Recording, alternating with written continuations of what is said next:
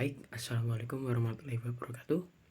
Saya Linta Bagus Sampurna ingin mempresentasikan yaitu statistika sebagai proyek pengganti ulangan. Yang pertama, disusun oleh saya Linta Bagus Sampurna, nomor absen 23 dari kelas 10 dengan guru pembimbing selaku yaitu Rizky Yoga Suratman. Saya masuk ke kata pengantar. Puji syukur kami panjatkan kehadirat Tuhan Yang Maha Esa yang telah menganugerahkan banyak nikmat sehingga kami dapat menyusun laporan tugas statistika ini. Laporan ini berisi tentang uraian hasil riset mengenai pertumbuhan badan anak SMA. Dan pada kesempatan kali ini saya juga mengucapkan terima kasih banyak kepada teman-teman, guru pembimbing Bapak Rizky Yoga Suratman, serta kepada seluruh pihak yang telah ikut membantu guna penyelesaian laporan ini. Dalam penyusunan laporan ini kami menyadari bahwa hasil laporan praktikum ini masih jauh dari kata sempurna, sehingga saya selalu menyusun sangat mengharapkan kritik dan saran yang membangun dari remaja sekalian. Akhir kata, semoga laporan praktikum ini dapat memberikan manfaat untuk saya khususnya dan teman-teman lainnya. Lalu kita masuk ke daftar isi, yaitu bab 1 masalahnya, A. Latar belakang, B. Penjelasan permasalahan, C. Langkah pengambilan data, dan D. Data yang diperoleh. Lanjut ke bab yang kedua, ada analisis data. Yang A. Penyajian data, B. Ukuran pemusatan, C. Letak data, D. Ukuran penyebaran. Lalu bab ketiga yaitu penutup dengan hasil analisis data dan B. Kesimpulan, dan diakhiri dengan daftar pustaka. Langsung masuk ke bab pertama yaitu problem A. Latar belakang. Statistika adalah ilmu cabang dari matematika yang pada prinsipnya merupakan suatu pengetahuan untuk mempelajari tentang pengumpulan data, pengolahan dan penganalisan data, serta penarikan kesimpulan berdasarkan analisis data. Menurut Sujana pada tahun 2001. Menurut Moore 1998, statistika dapat dipandang sebagai pengetahuan yang menyediakan sarana untuk dapat memberikan solusi terhadap fenomena atau permasalahan yang terjadi di dalam kehidupan, di lingkungan pekerjaan, dan di dalam ilmu pengetahuan itu sendiri. Menurut Asep 2014, peran dan makna memahami statistika dalam pembangunan yang berbasis data menjadi penting, bukan hanya sekedar keperluan riset untuk pemuasan hasrat ilmuwan saja. Pada level kabupaten, provinsi, dan nasional, pengumpulan data yang dibaca secara rapi dari desa akan menjadi data yang besar, sehingga pembangunan nasional bagi kesejahteraan masyarakat menjadi terstruktur dan dapat untuk dievaluasi.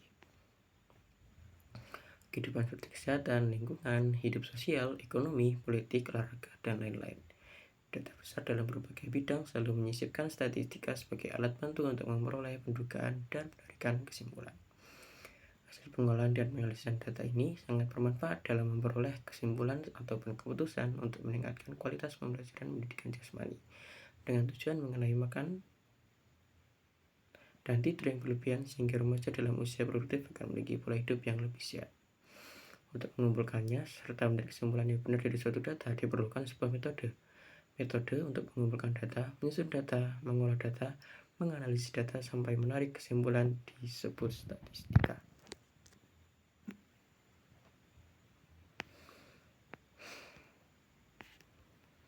Lanjut ke B, yaitu penjelasan permasalahan. Permasalahan kali ini mengetahui pertumbuhan anak SMA sederajat.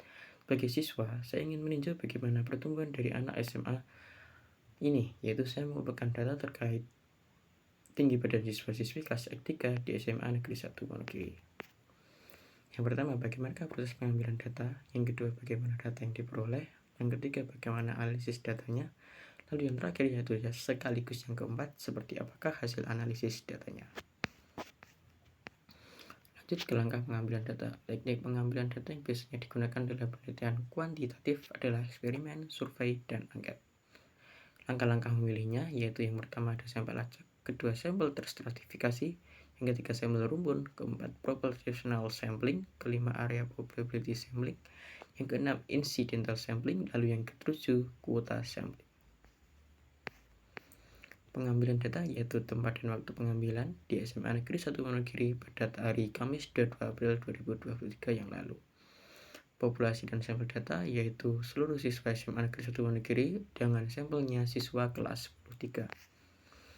Langkah-langkahnya yang pertama menentukan ide penelitian, yang kedua menentukan teknik pengumpulan data, yang ketiga menyebarkan angket yang telah dibuat ke kelas untuk 10-3 karena saya memilih kelas itu untuk sebagai sampelnya. Lalu yang keempat, mengambil data angket dari kelas yang telah disebarkan sebelumnya. Yang kelima, mengolah data dari data mentah, lalu yang selanjutnya menjadi data tunggalnya, kemudian diolah menjadi data kelompok, lalu proses perhitungan modus, median, mean, dan lain-lainnya. Yang terakhir membuat laporan lengkap tentang penelitian yang telah dilakukan. Lalu di sini ada hasil dari data yang diperoleh, yaitu dengan tinggi badan yang paling pendek itu ada di Evia Rahmawati Karisma Putri yaitu 146, lalu yang paling tinggi ada di nomor 12 Fakih Alvinda Putra Priyantan yang dengan tinggi badan 190. Masuk ke analisis data, yang pertama ada penyajian data. Beginilah hasil data yang telah didapatkan. Lalu di sini saya mencari untuk mencari jagoan datanya.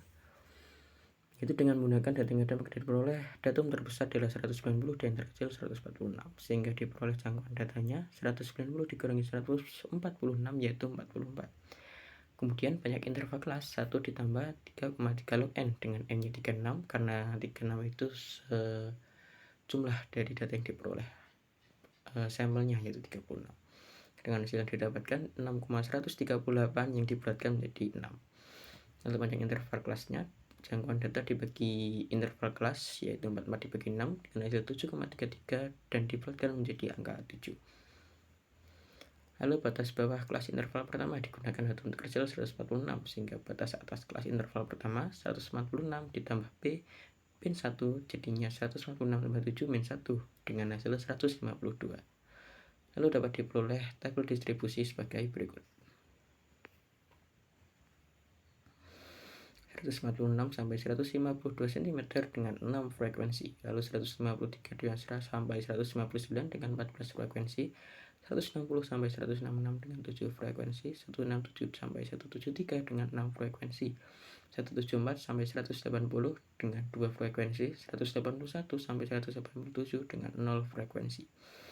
Lalu 188 sampai 194 dengan 1 frekuensi dengan total frekuensi 36.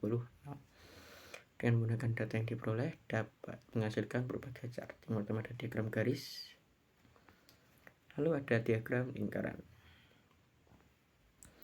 Dengan data yang kita peroleh tersebut, kita juga dapat menggunakannya sebagai acuan untuk membuat OGIF positif serta OGIF negatif. Berikut adalah OGIF-nya.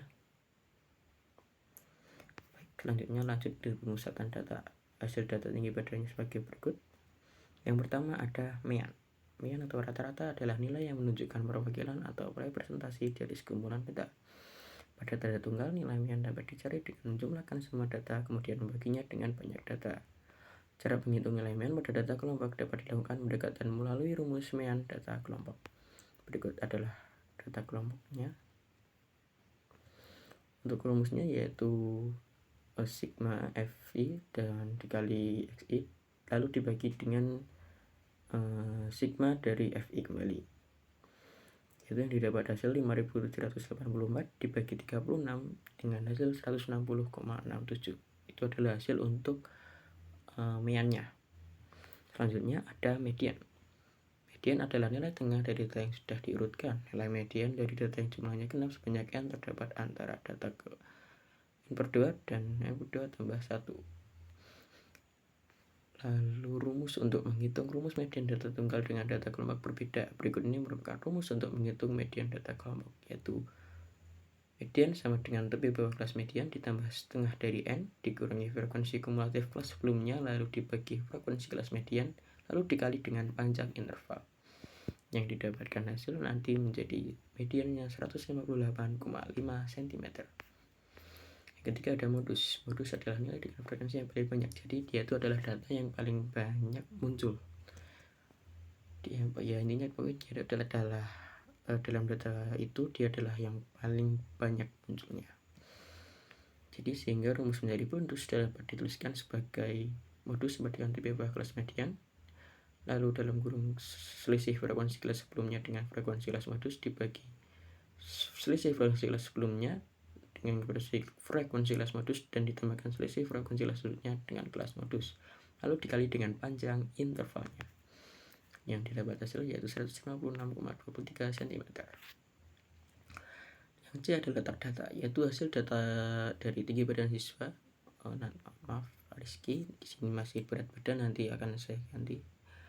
Yang pertama yaitu ada kuartil ke-1 dengan rumus Q1 sama dengan tepi bawah kelas kuartil seperempat N min frekuensi kelas kuartil sebelumnya, kumulatif sebelumnya, lalu dibagi dengan frekuensi kelas kuartilnya. Yang lalu dikali dengan panjang interval dengan hasilnya 154 cm.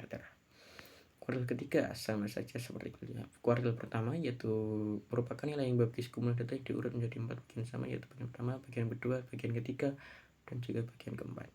Dengan rumusnya yaitu tepi bawah kelas kuartil lalu dalam kurung 3/4 dikali N-nya dikurangi frekuensi kelas kumulatif kelas sebelumnya dibagi frekuensi kelas kuartil lalu dibagi dengan panjang interval, sehingga dapat diperoleh hasil yaitu 172,5 cm. Lalu yang ketiga ada hasil ke-8, yaitu adalah suatu istilah yang menunjukkan pembagian data menjadi 10 bagian sama besar, yaitu ada tepi bawah kelas kuartil dalam kurung 8/10 N dikurangi frekuensi kumulatif kelas sebelumnya dibagi dengan frekuensi kelas kuartil lalu dikali dengan panjang intervalnya, yang dapat diperoleh hasil yaitu 191,93 cm.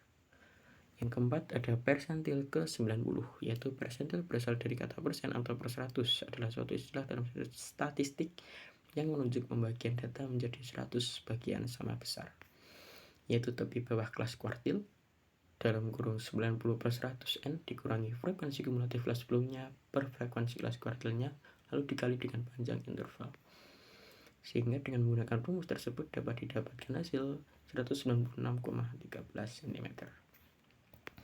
Lalu di sini ada ukuran penyebaran adalah suatu ukuran yang menyatakan seberapa besar nilai-nilai data berbeda atau bervariasi dengan nilai ukuran pusatnya atau seberapa besar penyimpangan nilai-nilai data dengan nilai pusatnya. Berikut adalah datanya.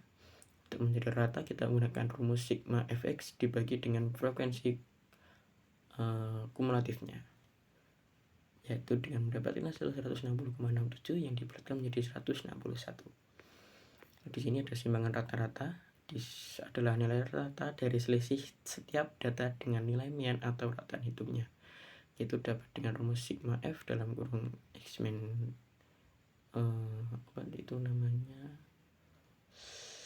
meannya yaitu di min x lalu dibagi dengan sigma f kembali, yaitu dengan dapat diperoleh hasil 7,55 simpangan rata-rata tinggi badan dari kelas 13.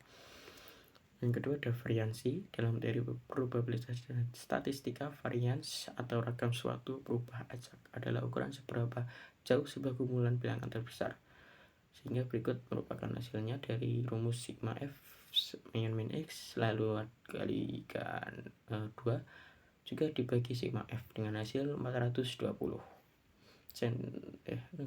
jadi hasilnya dari frekuensi tinggi badan kelas 13 ini yaitu 420. Yang ketiga ada simpangan baku adalah standar deviasi adalah nilai statistik yang dimanfaatkan untuk menentukan bagaimana sebaran data dalam sampel serta berapa dekat titik data individu ke mean sampel dengan rumus akar dari variansi yang didapatkan dari hasilnya di dalam 420 jadi akar dari 420 yaitu 20,49 yang dibulatkan menjadi 20,5. Baiklah, akhirnya sampai ke penutup, yaitu yang pertama hasil analisis data. Berbagai macam letak data telah disajikan dengan tujuan mengetahui sebuah data jika dibagi dalam beberapa bagian, yang dibagi menjadi 4, 10, dan 100.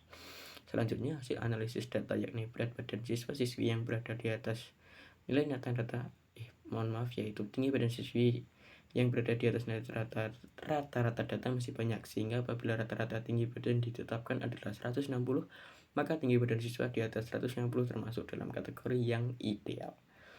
Analisis data yang saya lakukan bermanfaat bagi survei yang akan dilakukan pada tinggi badan siswa-siswi yang perlu diperhatikan dalam perkembangan dan pertumbuhannya. Berikut kesimpulannya. Statistika adalah sebuah ilmu yang mempelajari bagaimana cara merencanakan, mengumpulkan, menganalisis, selalu menginterpretasikannya, dan akhirnya mempresentasikan data. Singkatnya, statistika adalah ilmu yang bersangkutan dengan suatu data. Tujuan dari statistik adalah untuk mendapat gambaran mengenai data yang telah dikumpulkan dan dianalisis sebelumnya. Dengan demikian, hasil analisis yang disebut statistik ini bisa digunakan untuk menarik suatu kesimpulan dan menyelesaikan suatu permasalahan. Sebagai contoh, statistika memungkinkan pemerintah untuk menentukan langkah terbaik dalam mengambil keputusan berdasarkan data. Baik, itulah presentasi dari saya. Lalu ini adalah daftar pustakanya.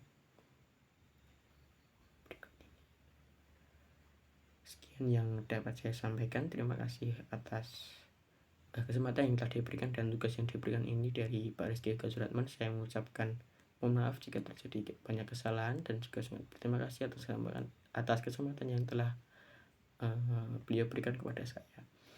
Akhir kata, wassalamualaikum warahmatullahi wabarakatuh.